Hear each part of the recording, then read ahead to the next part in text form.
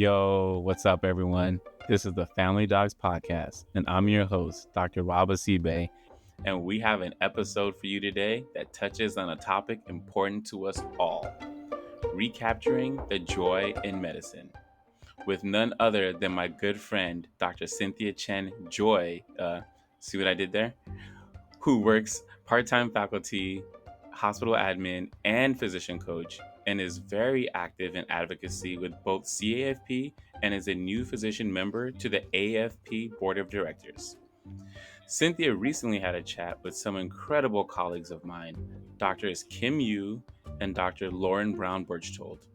Let's welcome Dr. Cynthia Chen-Joea. Hey, Cynthia. Hey, Rob. Thanks for having me, and I am so glad we were able to provide some space for this topic.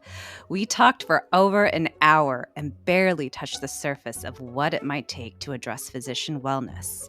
But we do hope this begins a broader conversation, and one I hope that we have on the Family Docs podcast. For this episode, we looked at defining physician wellness and how we can strive to achieve it. We also looked at the future of wellness and redefining what it looks like in today's atmosphere. It's twofold. Part one is how we as physicians can recapture joy in medicine by preserving our boundaries. And the second part is looking at it from an advocacy perspective, how we can change institutional and societal expectations. One thing I really appreciated was Dr. Yu speaking about ikigai and finding ways we can recapture the joy in medicine.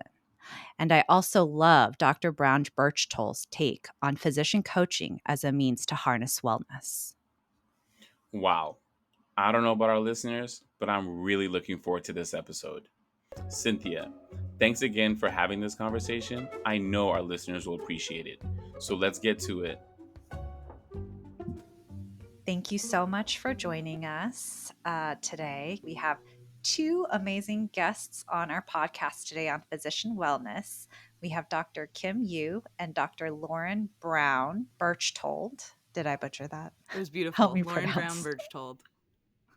Lauren Brown-Berchtold.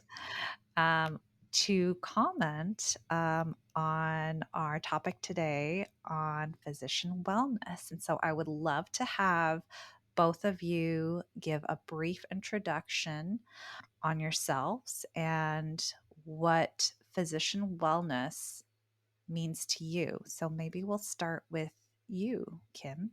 Okay, that's me.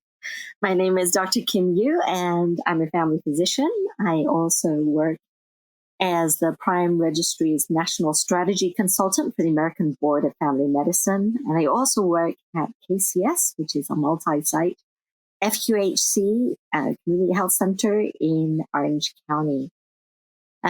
Super excited to be on the podcast today with Lauren and talking about one of my favorite topics, physician well-being and physician wellness. And what does it mean to me? Well, to me, it's not just about the overall health and well-being of physicians, right? Both physically and mentally, but it really encompasses all of our lives in such a way that would affect our emotions, our psychological, physical, social well-being, and make sure that we really function optimally in our professional and our personal lives.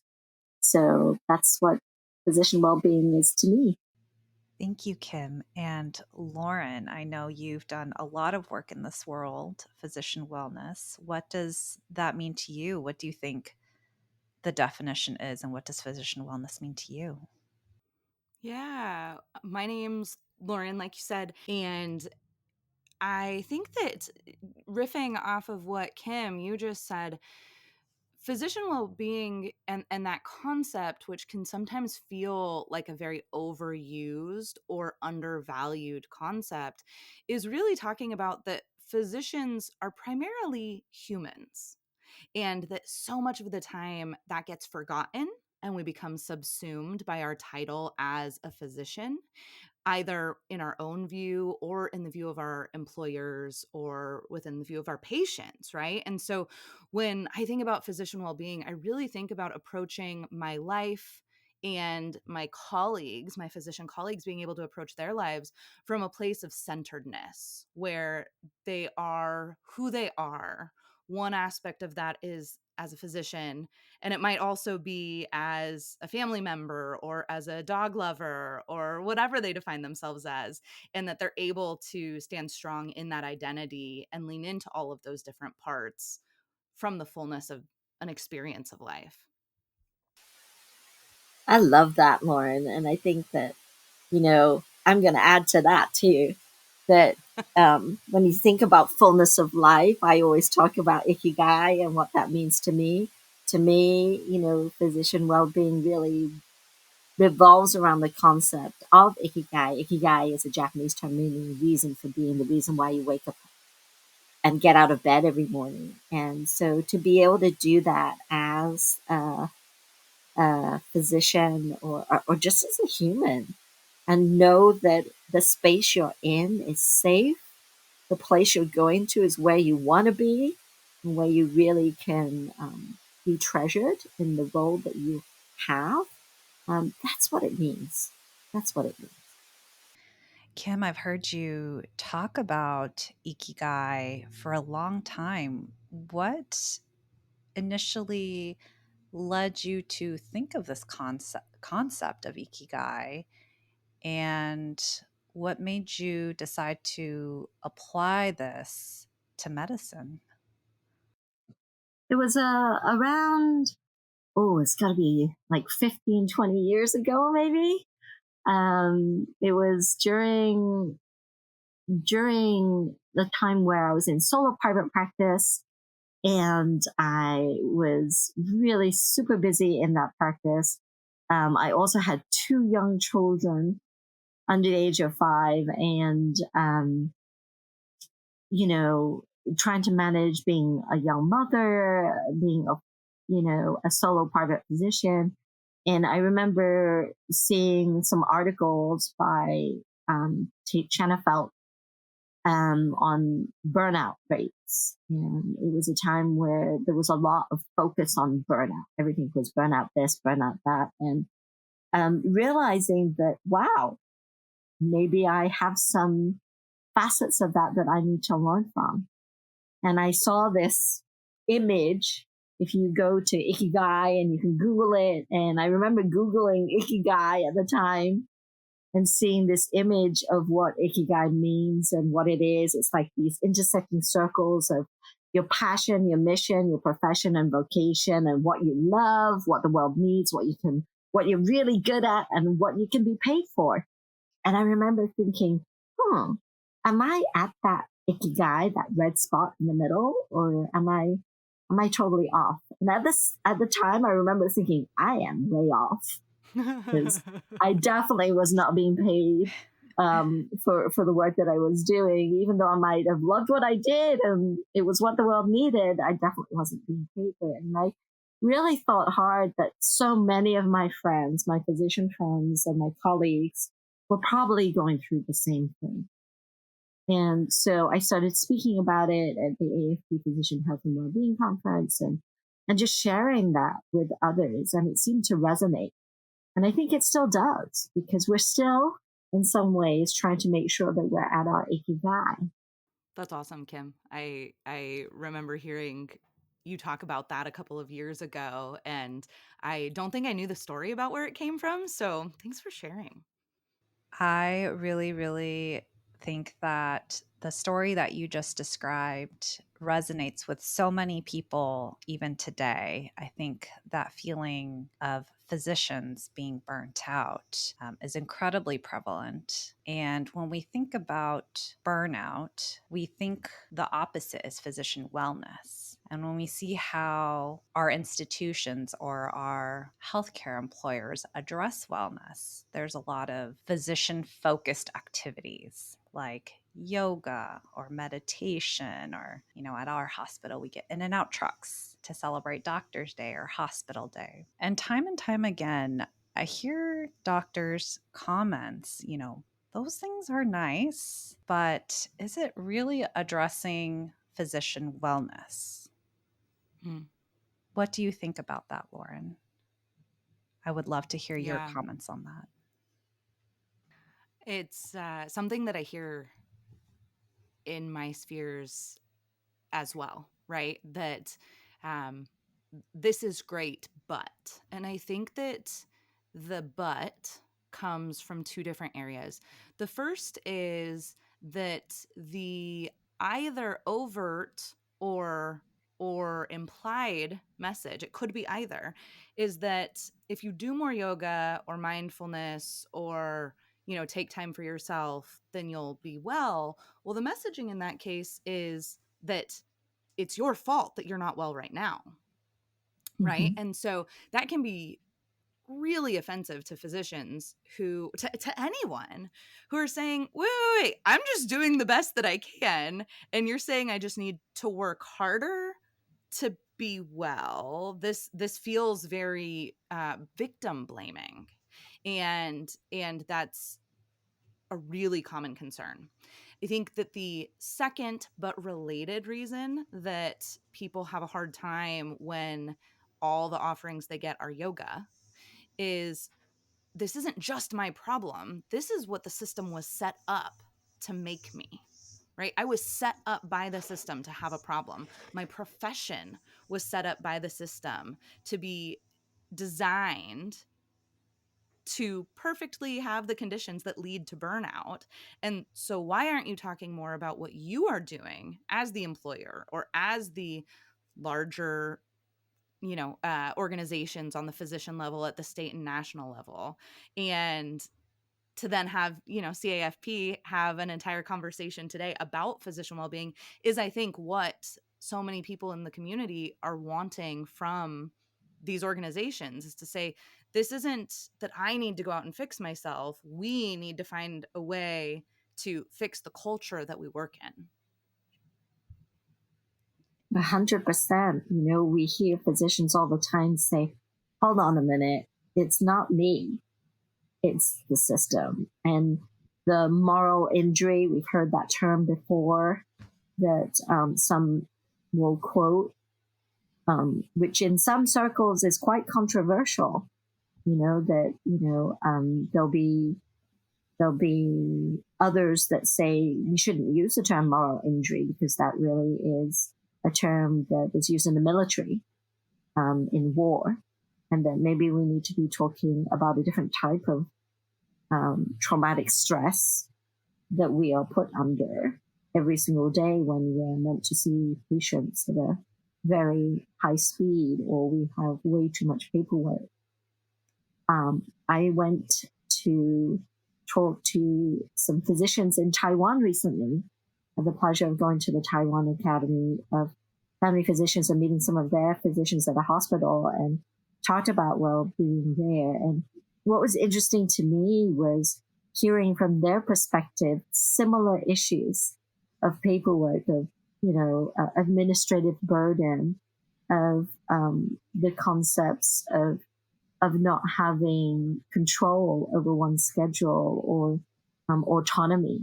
And these facets of our experience as physicians can really impact the way that we manage and are really experiencing our workplace and the culture that we're in. I think you both have touched on two very important points and factors. I think many specialty organizations have tried to advocate on. One is the culture of medicine and kind of the systemic issues and structures that have been set up leading to burnout. And then the second one is maybe on a more micro systemic level, what the physician can do, either intentionally, what the physician can do intentionally to address the issue. Maybe we can look at the culture of medicine and on a more systemic level, what healthcare systems can do currently to try to address this issue moving forward. We have more physicians who are burning out at an earlier stage in their careers than ever before, especially post-COVID. And I think it's really called to light that this is a really pervasive issue. Mm-hmm. So what can systemically hospitals or healthcare systems do to address this issue? And what does that speak to about the culture of medicine and physician wellness? I have so many thoughts about this. One of them is that, kind of going back to Kim, what you were saying, there was a study that was released a couple of years ago that said just to do the work that we need to do in one day, that physicians would need 26 hours in the day, right? That doesn't include sleeping or eating. That just is the work we need to do in a day. That's absurd. And so I think speaks to the systemic factors that you're talking about, Cynthia, and that you were talking about, Kim, that are understood worldwide. One of the areas that I think would really open up the conversation about ways that we can be pushing back against the system is really starting by saying, because we're humans, we get to have the same things that every other person in this human experience does. We might have medical conditions, we might have burnout, but we might also have issues with depression or anxiety or substance use, right? And being able to talk about those mental health conditions without stigma. And I know that so many people are really frightened to say, hey, I have a problem either personally, or I have a problem with this situationally within my job, within my community, etc. Because if I have a problem, I need to go work on it, but I don't feel safe working on it. I don't know if I'm going to judge myself. Will my colleagues be judging me? And so one of the things that I would really love to see as a beginning for systemic change is to really remove the stigma of talking about mental health that is so prevalent in our community. Absolutely. Kim, what are your thoughts on this? In addition to addressing the stigma and talking to medical boards and others, right, when it comes to ensuring that our physicians are protected with their health needs, I think systemically we need each system and organization, each clinic, each practice, wherever it is that you work, to really understand what is acceptable work. What is toxic work? What is the levels? There's a spectrum, right? Is it like, if you're expected to see a patient, is it in 15 minutes? Is it in 20 minutes? Is it in 30 minutes? What is it? And within that time period, how many things are we expected to address? Because if we're saying that it's okay to address 10, 15 things in 10 minutes, that's not going to work.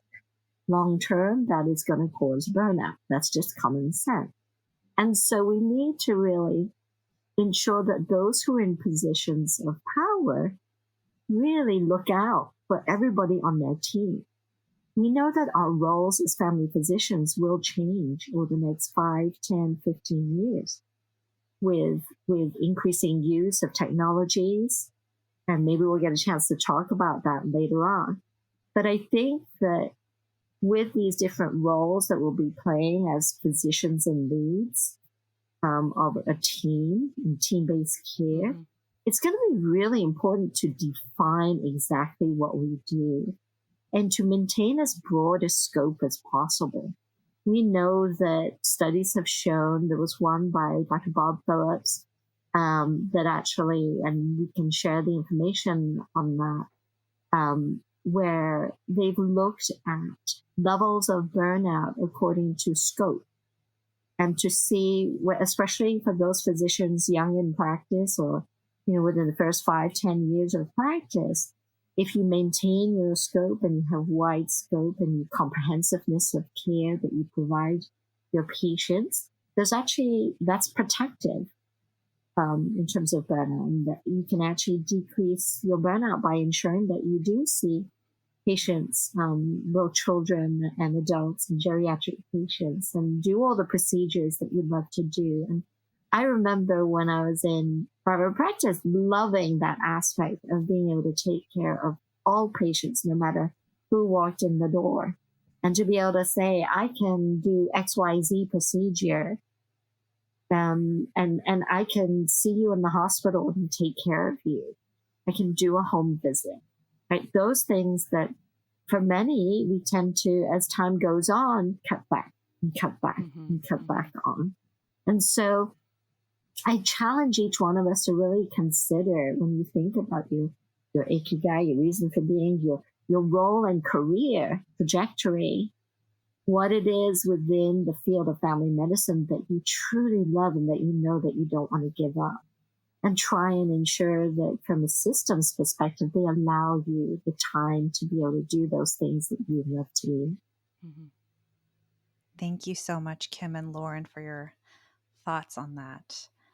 I wanted to turn this towards the physician, the individual physician. And when a physician is caught up in their daily work, we talked about a physician, let's say, addressing multiple topics or having to address multiple issues within a very short amount of time allotted to an appointment time that is allotted from their institution, that can lead to burnout, having to do the administrative tasks, the inbox, having to return phone calls. And so with that doctor in mind, how can we reframe that in such a way that we are thinking about recapturing the joy in medicine again, for why we initially decided to be doctors, particularly family medicine doctors? What do you guys think about that? Kim, maybe you can go first. Sure. I love thinking about this concept of recapturing joy. And one of the most favorite movies that I love to watch is Inside Out. Yeah, we were just talking about this. And in that movie, if you haven't seen it, it's about a young girl who has lots of different emotions. And one of them is joy, one of them is sadness, and there's anger, and they're all represented by different balls. And I've done a presentation online even on this, and in person at different conferences and with different organizations. And I get people throwing balls at each other. And each of those balls represents those emotions. And it's wonderful. And within the space of 5 minutes, it's a very short activity, but in the space of 5 minutes, while you're throwing balls at each other, you eventually recapture joy, the yellow ball. And so for each ball emotion that they get, if they get a yellow ball, someone throws them a yellow ball, they capture joy, right? And they have to share joy with someone else. And when they have a yellow ball, so you share it with someone else. So eventually everybody has recaptured joy. And in the task of that game, you realize that to recapture joy, you have to actually let go of the blue ball or the red ball that you had holding. And many realize that, wow, that's really graphic example of like having to drop that sad ball or the anger ball. Or we could continue to hold that sad ball and hurl it at someone while you're at work.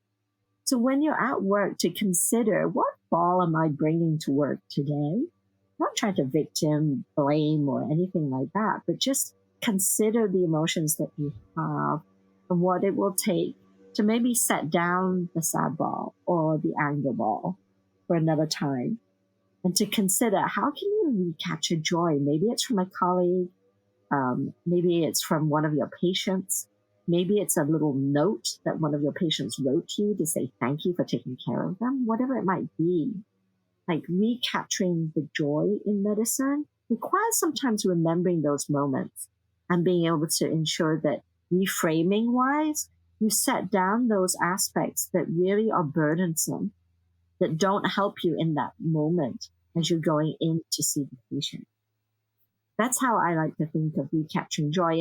And in some ways, in the second movie, we realize that both joy and sadness have to coexist in some ways, right? And to be comfortable in that space of being able to say, I can see where I am sad right now or angry or whatever emotion it is, but that I can allow a little bit of joy to peek in, right? And that may help as we walk through each patient door.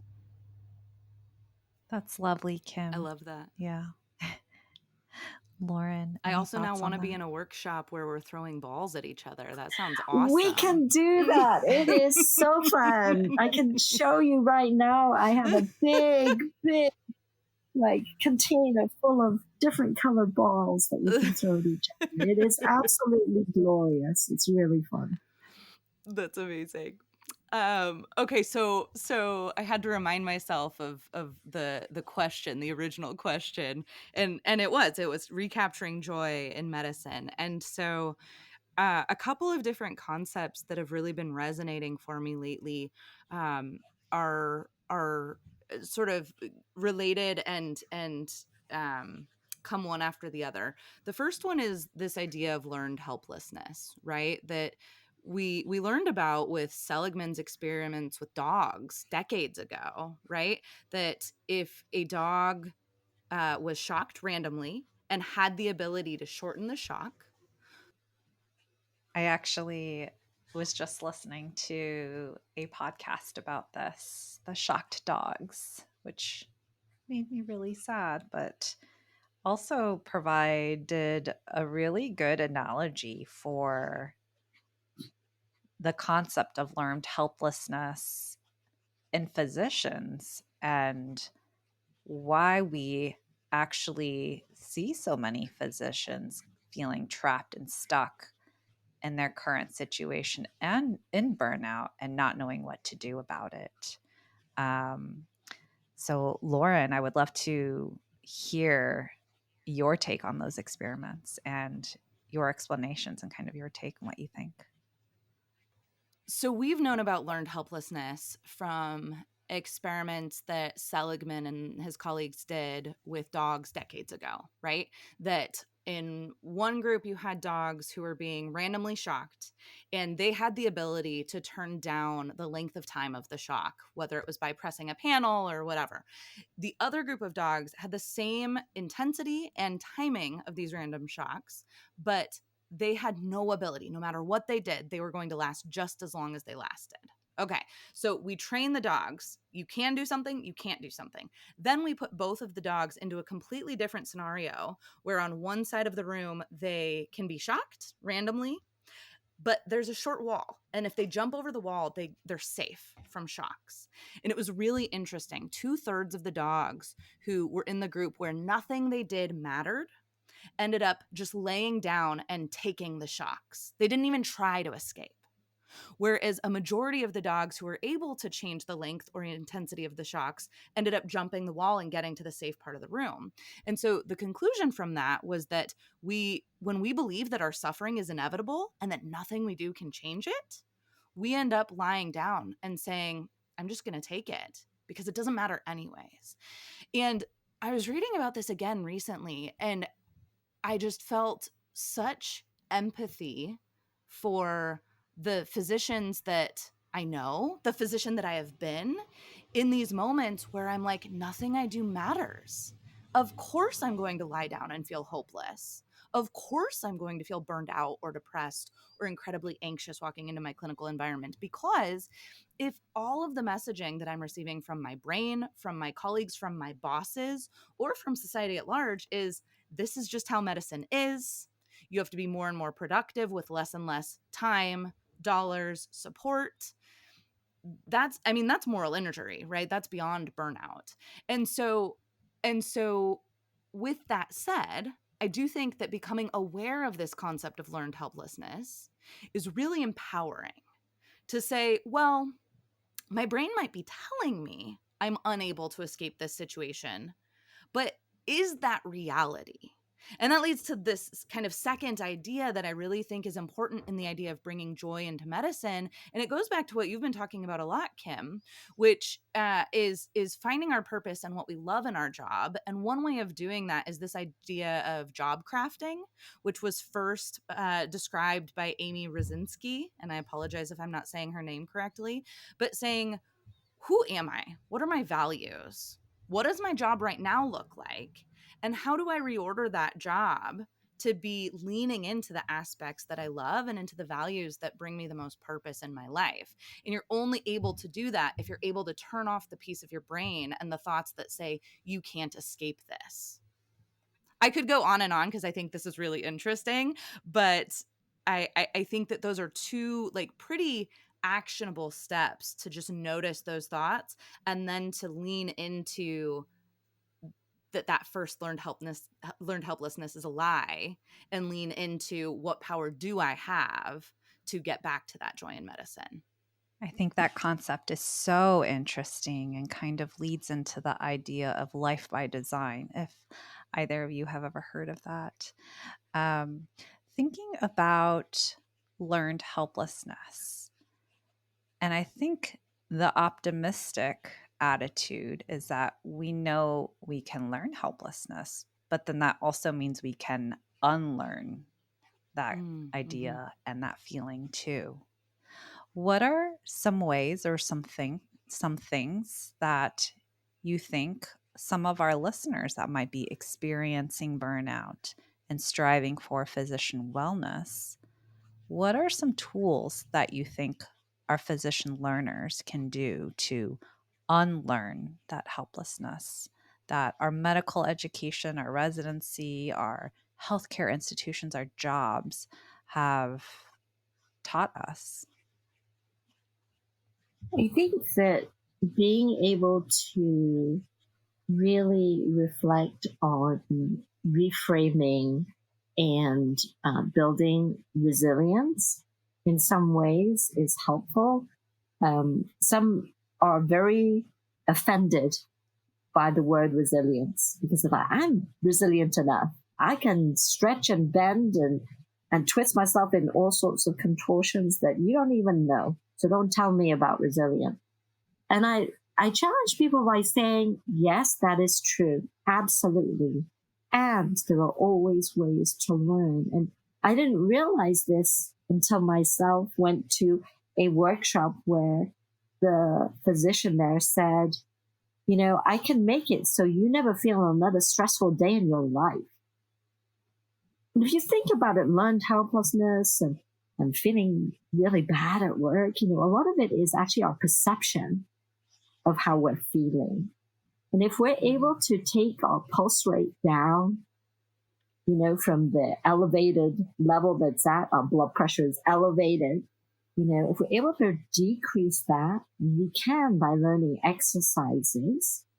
So one exercise I teach is by having your visual field expand. So visual field expansion can help decrease your autonomic tone, right? And as physicians, we're very keen-eyed. We can almost see that strep throat from the moment they say they have a sore throat from the back of the room, right? I can see those white spots. But instead of focusing in visually, let your visual field expand and melt. And as you do that, your pulse rate goes down and your blood pressure goes down and everything starts to feel less threatening. Your sense of flight and fight doesn't go up.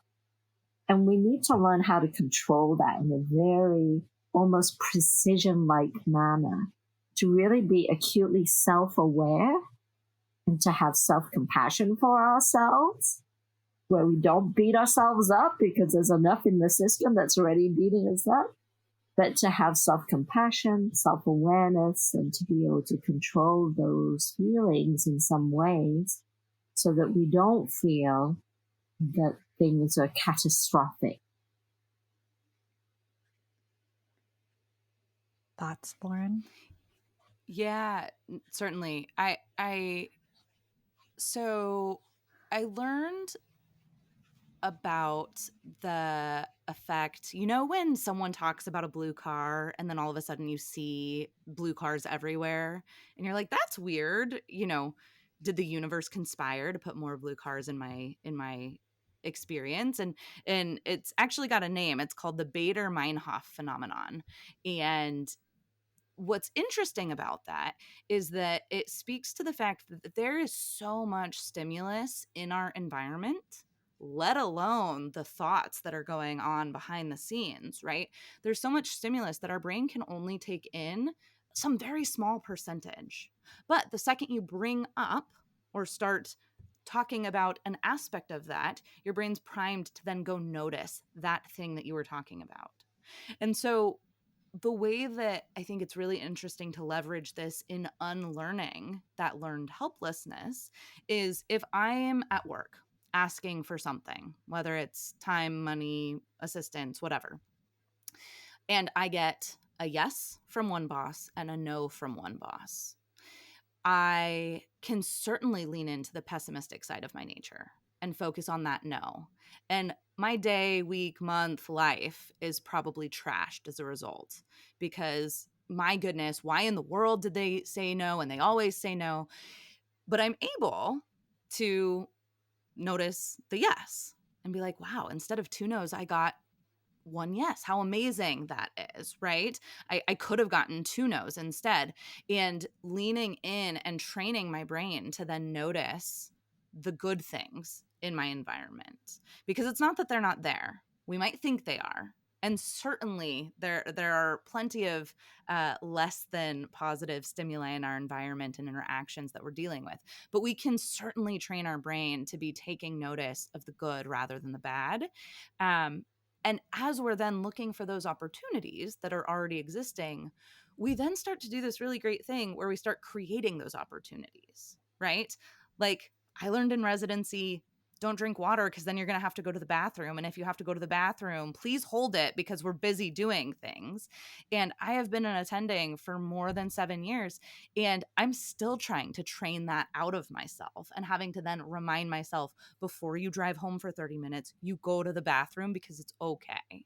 And as we just take notice of these things, we have these opportunities to then craft a life where we're not holding our urine at the end of the day because we don't want that to be our legacy. I'm still working on that, Lauren. It's definitely, thinking about those mind control tricks in some ways, right? And managing triggers. I find that if I manage my triggers well, my day goes so much better than if I don't manage those triggers. So being intentional about spending time to figure out what your triggers are. I'll tell you a really funny one. One was recently I was on a phone call with a health system and needed to make an appointment for my daughter. And she had been assigned to a pediatrician. And, I had said, okay, because she had said that she liked the furniture in the pediatrician's office. And I was like, okay, I'll let you, because all her life she's had a family doctor and she really wanted the choice of what doctor she wanted. And so I said, okay, you can have this pediatrician. Well, I can't get an appointment to save my life with this person. And so I was like frustrated and really upset. And I said, look, just get me an appointment with a family physician in your system. And they said, oh, we can't do that. The person on the phone said, we can't do that. And I was like, but why? And they said, well, because this is for a child. This is for someone under the age of 18. And I said, yes, and so. And, family doctors, family physicians, we see children. And they were like, oh, well, I just can't do that. And honestly, that triggered me so hard. Like, I was like, oh my gosh, like internally, like all the bombs went off in my head of like, this is not right. I need to talk to your manager, get your manager on the phone. I need to ensure that everyone understands that family doctors see children. And, like, if I had just managed that trigger, one, I probably would have had to speak to that person's manager. But two, perhaps we would have found a way to get an appointment with a physician of some sort in that system. And it was just, it was dire. But it's an example of how a trigger, seemingly really very silly, but a trigger nonetheless, affected how I felt. And now, if that had happened in between patients, or in between, seeing, doing a presentation on a big stage or something, like, it could have really affected how I performed. And we know, studies have shown that if you're burnt out, if you're feeling, in any way, shape, or form, not mentally prepared to see a patient, like, outcomes occur, right? There are health outcomes for patients that occur, medical errors occur, all of these things. So we need to protect ourselves for the sake of our patients. And that's really important also, because we tend to be very stoic. I can do this. Yeah. I'm okay. But at the end of the day, if it impacts the way that you work, we have to remember that our patients really deserve to have physicians and clinicians who are really well. You both touched on some really, go ahead, Lauren. No. I was going to say, completely agree, right? There are so many reasons that physician well-being matters. And it goes back to patients deserve physicians who are well, because patients deserve the best care, right? There's the moral argument that 100% humans who are doctors deserve to be well. There's the community and population health argument that the patients deserve excellent care from those doctors. And that then feeds back into the fiscal argument for these large institutions that when you're not burned out and taking days of sick leave or going to part-time status or committing medical errors, you have more dollars for your institution. And so all of these arguments really, I think, intertwine so nicely. And unfortunately, I think a lot of times we're in a situation where the leaders that be think that physician well-being and arguments for interventions that might increase well-being are really just a Pollyanna argument, saying, I want to feel better, when in reality, it's about our entire society being better. I think there's a study that estimates it costs $1 million for one physician to leave their jobs. So when the rate of physician turnover is high at an institution, for example, it can actually cost that healthcare system several $1 million. So you speak to a great point, Lauren, and you mentioned strengthening the neural network and the neurons for positive reinforcements for physician wellness as a technique. I think you both spoke to that as a technique for reminding ourselves and helping us reframe a certain situation. Moving forward from this point, what kind of changes or advancements do you hope to see, or do you think the field of physician wellness might be moving towards in the coming years? I see lots of changes happening already. Certain systems who are saying it's important for there to be either administrative time, or they might have a work from home telehealth day. They are moving more towards having AI scribes and technology to assist physicians and their teams from having to have burdensome paperwork. All of the tools that are being generated now seem to try and really work on the issues regarding workflow and management of paperwork and referrals and care management and all of these things that we know we need to do. But if there aren't actual staff, it often will fall on the lap of the physician to ensure that the work gets completed and done. And so finding those solutions that will help offload and provide relief for the teams that we work with will ultimately help us in our work. And I think that job sharing and the ability to have flexible work time is going to be necessary. It's not a want anymore. It's a necessity to ensure that your staff are whole and feel that they are able to do the job that they really want to be able to do. We've got to allow people to have the time and space to be able to explore their career and to build it into something that they really want. So I'm excited about the future of how technology and different systems and payment reform will change things for the future of family medicine. Absolutely. Thank you so much, Kim. And Lauren, how do you envision the future of physician well-being evolving into? Yeah, I really love this article from Tate Shanafelt that was released, I think, in 2017, and it had 9 recommendations regarding physician well-being for the C-suite level leaders of an institution. And that's great. It's an amazing article. You should check it out to see what's relevant to your situation, because there are so many different strategies, right, with regards to how you might approach physician well-being. But the one thing from that article that I think is incredibly compelling, and I'm excited to start seeing more investment in it, is the data around leadership and investing in our leaders, right? That the data shows that when you have a leader who is well and who is then being scored by their direct reports as being personally invested in their direct reports' lives, happiness, well-being, that the well-being of that direct report dramatically skyrockets and the risk of burnout dramatically decreases. That is incredible data that I don't think has trickled down into the consciousness of the physician community quite yet.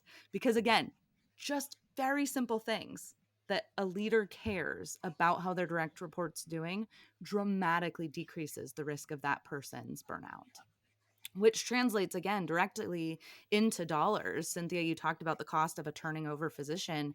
That is really well established, and there's a calculator that you can plug in at the AMA to say, here's how many physicians left from burnout last year. What cost to the organization did that incur? The second thing that I see as really the next frontier for promoting physician well-being and wellness, and moving away from really a burnout-prone structure, is the integration of physician coaching at the personal and at the institutional level.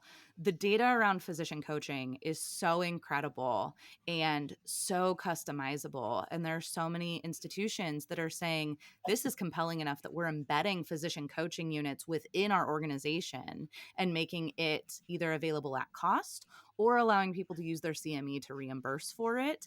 And I'm just really excited about that as a frontier for physician well-being moving forward.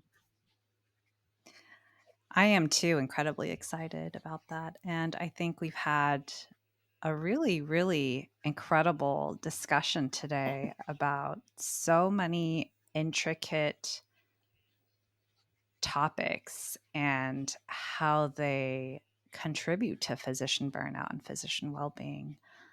I don't think this one podcast episode is enough, but I think we did have a wonderful in-depth discussion about it. And thank you both so much, Kim and Lauren, for joining me as guests on our physician wellness podcast today. Thank you so much. Thank you. Any last words Thank that you you. might want our listeners to know as we sign off?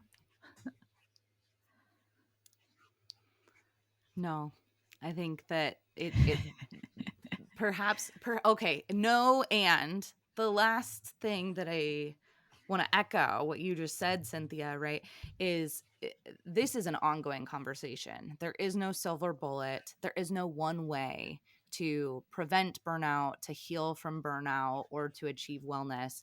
That it requires a time investment on our individual behalfs, on our community level within institutions, and finding what works for you and your institution and your community, up to the national and international level, to say, you know, we don't need to be dealing with this physician burnout issue anymore. We've known about this for over 100 years, that it's, to steal a phrase from someone else, it's time to turn the page on physician burnout and move towards well-being. I love that, Lauren. And I would say, in our quest for well-being, seek community. I am so grateful to CAFP, AAFP, WONCA, all the different organizations, AMA, like all of the different organizations that each and every one of us are part of, because they do help bring us together. And when you are together with others, it's like that phrase, teamwork, together we each achieve more. We can really build something amazing for ourselves and our specialty in family medicine if we continue to seek guidance with each other, and seek community with each other, and to really find your own ikigai within the realms of that community. Because we each play a part, we each play a role to be able to bring the leadership that you spoke of, Lauren, for our patients' sake and for our specialty as well. Thank you, Kim and Lauren, both so much for joining me today and for that insightful discussion on physician wellness.